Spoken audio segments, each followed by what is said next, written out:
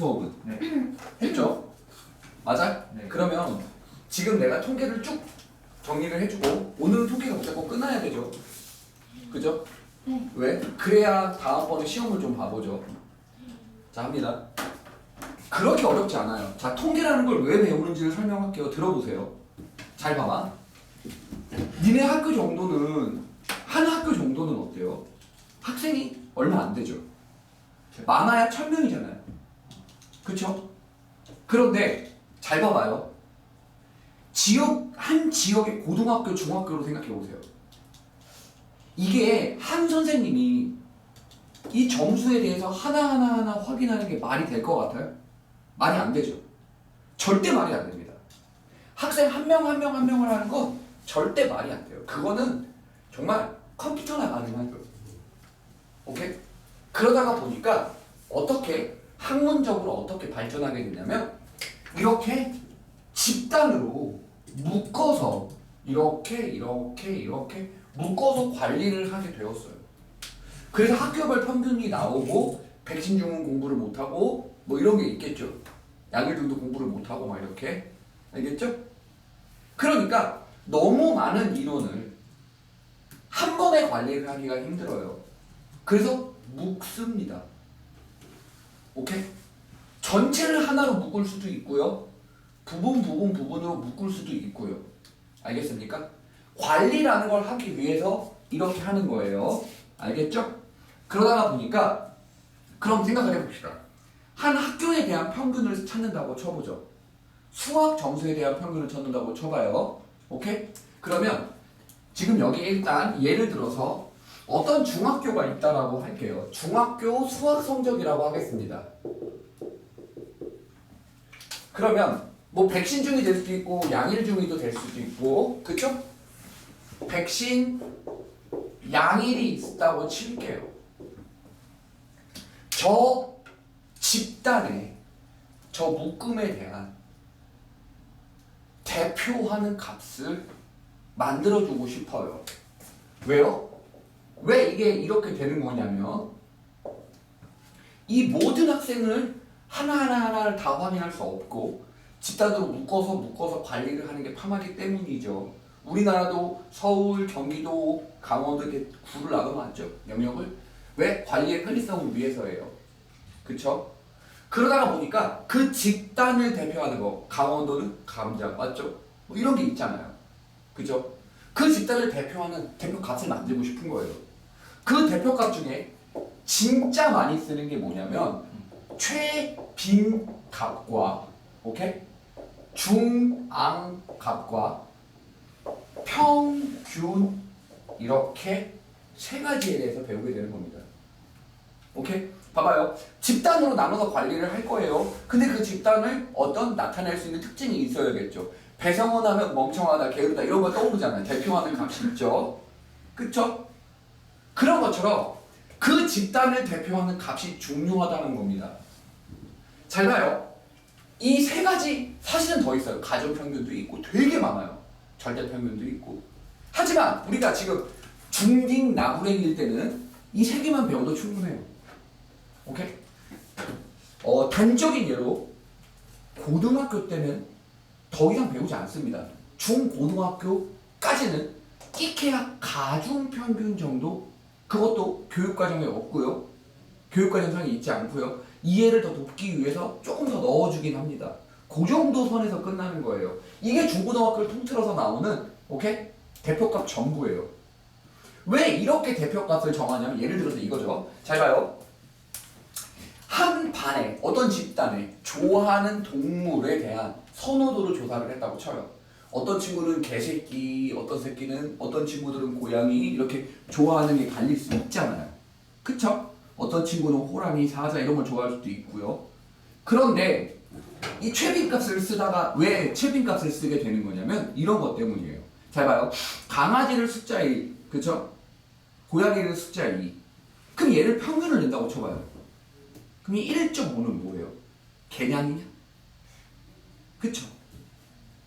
섞일 수 없는 그 고유한 값 자체가 하나의 특징이 되는 1, 2, 고양이, 개, 사자, 호랑이 이런 애들인 거예요. 그럴 때는 최빈값, 즉 가장 많은 아이들이 선택하는 값을 대표값으로 정해요.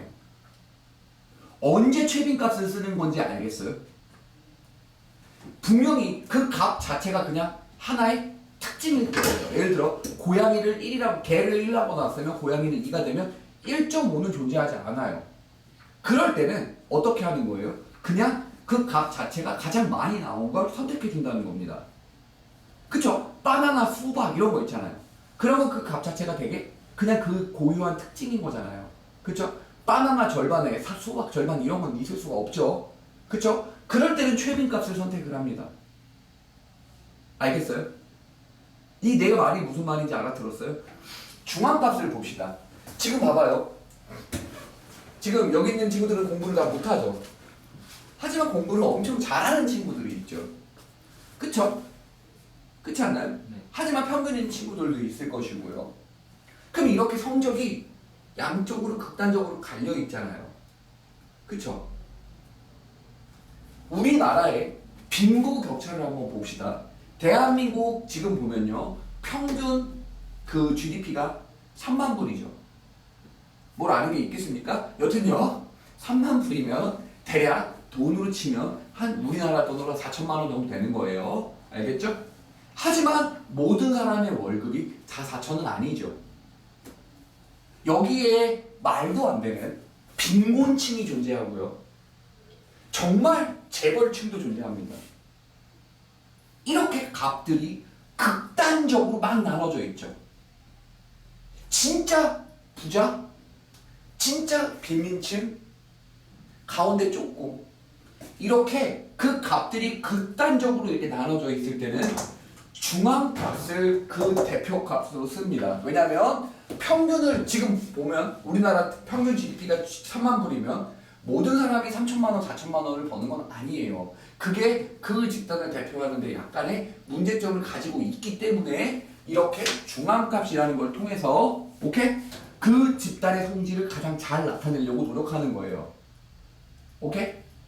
이거 알아듣겠어요? 언제 최빈값 써요? 언제 최빈값? 그 값 자체가 고유한 특징일 때, 예를 들어 고양이, 개 이렇게 1, 2 났을 때 1.2는 존재하지 않습니다. 그럴 때 최빈값을 쓰고요. 중앙값 같은 건 언제 쓴다고요? 자료 분포가 극단적일 때. 그쵸? 서울역의 노숙자와 그죠? 삼성의 이재용을 생각해 보시면 돼요. 이렇게 생각하면 실제로 모두 다 평균 연봉이 4천은 아니라는 거예요. 그럴 때는 중앙값이 그 집단을 나타내는 값이 되는 거고요. 이제 마지막 주로 다룰 단어는 이 평균입니다. 한 집단을 대표하는 값이다라는 거예요. 잘 봐요. 여기 A 집단이 있고 B 집단이 있다고 칠게요. A 집단은 1, 5, 1, 5, 1, 5가 있고요. 오케이? B 집단은 3, 3, 3, 1, 5, 3이 있다고 칠게요. 맞아? 둘 다 평균이 얼마인 줄 아세요? 3입니다. 다 더해서 그 개수만큼 나누면 평균이죠. 됐습니까? 이 평균이 그 집단에 뭘 나타낸다고 했어요? 특징을 나타낸다고 했어요. 그래서 대표값, 그 집단을 나타내는 대표값이라고 했습니다. 여기서 평균이 대표값으로 문제가 발생함을 보여주고 있는 거예요, 쌤이. 왜? 와씨, 느끼네. 오케이. 너 빼빼로 데이 때 빼빼로 많이 받았냐? 친구라고 바꾸기만. 물물 교환만 했다고? 야이씨, 그러니까 여자애들한테 좀 잘해줘. 여자애들한테 네가 잘 못해주니까 안 주는 거 아니야. 넌 좀 줬냐? 아무도 안 줬는데. 좀 받았냐? 친구한테 물물 교환하고 말고 이 새끼야. 수인이는 좀 받았어? 주고받고. 그치. 그냥 네가 네 돈 주고 사 먹어. 자, 봐봐요. 나는 죽어도 욕 먹었다. 와이프한테. 왜요? 늦게 갖다 줬다고. 자, 봐봐요. 평균이 대표값인데 이 평균만으로 그 집단의 성격을 대표하기는 부족하죠. 여기 봐봐요. 둘 다 평균이 3이잖아요. 그럼 대표값이니까 두 집단의 성격이 똑같아야 되는데 이 새끼들 보세요. 어때요? 이 새끼들 어때요 지금? 다르죠. 평균만 같을 뿐 집단의 성격이 조금 다르죠. 그러니까 이 평균이 대표값으로서 조금 어때요? 부족하죠. 그래서 우리는 이 평균이라는 게 이 대표값으로서 집단의 성격을 잘 나타내는 거기도 하지만 좀 부족함이 있다. 그러면 그 부족함을 더 보충해 줄 수 있는 무언가를 더 추가를 함으로써 오케이? 이 평균이라는 걸 대표값으로 쓸 것이다 라는 겁니다. 그게 뭐냐면 지금 이 두 집단의 평균은 3으로 똑같은데 뭐가 다른 거예요? 하나는 3, 3, 3, 1, 5고 하나는 1, 5, 1, 5, 1, 5, 1, 5 이러니까 평균을 기점으로 얘네들은 왔다 갔다 좀 다 떨어져 있죠. 일정하게. 얘는요 거의 다 주변에 몰려 있죠. 네. 이런 부족한 성질까지도 표현할 수 있는 게 무엇이냐? 혹시 산포가 뭔지 아세요? 산포? 흩어진 정도를 산포도라고 합니다. 흩어진 정도를 산포도라고 하고요. 이 평균으로부터 떨어진 정도를 우리는 산포도라고 얘기를 할 것이고 평균의 부족한 점이 바로 얘라는 겁니다. 요것만 더 추가를 해주면 두 집단의 성질과 특징 이런 것들을 확실하게 알 수 있겠죠. 알아듣겠습니까? 자, 그럼 그 두 가지 집단의 성질 이런 것들을 좀 보도록 하죠. 잘 봐요. 그 산포도는 뭐를 쓰냐면 분산이라는 걸 쓸 겁니다. 됐나요? 분산, 다시요. 이 산포도는 평균으로부터 떨어진 정도예요. 됐어요? 오케이? 저 값들이 평균으로부터 떨어진 정도인데 도대체 그 떨어진 정도를 어떻게 표시를 할 것이냐? 용어는 분산이라고 할 것이고, 알겠어요? 그 분산을 어떻게 나타내는지 보자라는 겁니다. 여기까지 다 알아듣겠습니까? 보시죠. 분산은 이 분산은 어떻게 나타나게 됐냐면 차근차근 보죠. 첫 번째 알아야 될 용어 편차입니다.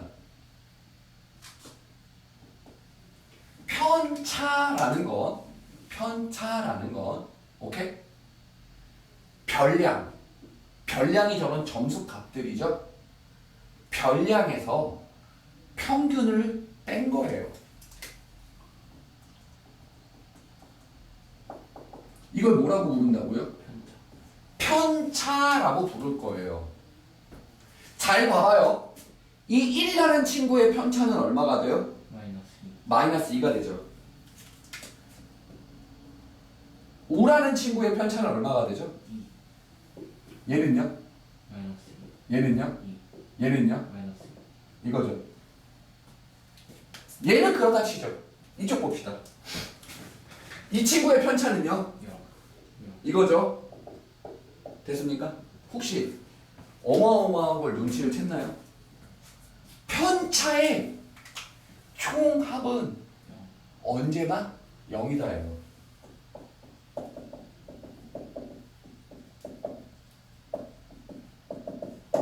됐습니까? 우리는 뭐를 구하려고 편차를 찾은 거죠? 떨어진 정도를 구하려고, 퍼져 있는 정도를 구하려고 편차를 찾은 건데, 오케이? 뭘 해볼 수가 없네요. 떨어진 정도의 평균을 구하고 싶은 건데, 맞죠? 뭐 다 더해버리면 0 돼버리면 이거 우리 어떡합니까? 어떤 의미를 가져요, 못 가져요? 제가 편차로서 어떤 뭐 떨어진 정도를 나타낼 수 있는 방법은 아예 없죠. 맞습니까? 네. 그래서 그러면 어쩔 때는 양수 나오고 어쩔 때는 음수 나오니까 절대값을 씌우는 것도 생각할 수 있고요. 맞아요? 제곱을 씌우는 것도 생각할 수 있겠죠. 근데 절대값을 선택하지 않는 이유는 나중에 미분이라는 걸 배우게 될 때 이 통계학이라는 학문을 다루다가 보면 이렇게 꺾여 있는 곡선에 대해서는 우리가 지금 아직은 안 했어요. 꺾여 있는 곡선에 대해서는 미분을 할 수가 없어요. 그래서 절대값을 쓰지 않습니다. 알겠습니까? 그러면 어떤 때는 양수되고 어떤 때는 음수되고 다 더해서 뭐 되고 하는 거죠. 맞습니까? 그래서 생각해낸 게 뭐냐? 편차들을 다 더했더니 0이 되니까 뭐 편차 떨어진 정도의 평균도 구해볼 수도 없고 아무것도 할 수가 없어요. 그래서 뭐를 하냐? 그렇죠. 편차들을 다 제곱해버립니다. 오케이? 편차들을 다 제곱해버리면 음수들이 다 사라지겠죠. 그럼 떨어진 정도가 다 양수로 바뀌는데 제곱을 하게 되니까 어떻게 돼요? 값이 커지긴 하겠죠. 그쵸? 하지만 편차 제곱은 떨어진 정도를 나타낼 수 있게 되었어요. 맞아요? 그것들의 평균이 우리가 원하는 떨어진 정도이긴 하죠. 맞아? 그게 얘가 분산이라는 겁니다. 하지만 내가 지금 방금 전에 했던 얘기가 있어요. 떨어진 정도의 값을 구하고 싶은데 이걸 우리가 제곱을 하면서 값이 어떻게 돼요? 많이 커졌죠. 그쵸? 그럼 우리가 구한 분산이라는 건 정확하게 뭐라고는 할 수는 없어요. 떨어진 정도를 나타낸 값이라고 할 수는 없겠죠. 왜요? 제곱을 통해서 커졌으니까요. 그럼 이렇게 마무리를 지어버리는 건 어떨까요?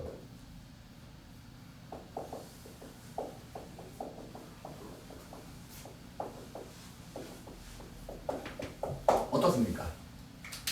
떨어진 정도를 나타내고 싶으나 분산은 제곱을 하게 되기 때문에 그 값이 많이 커지더라.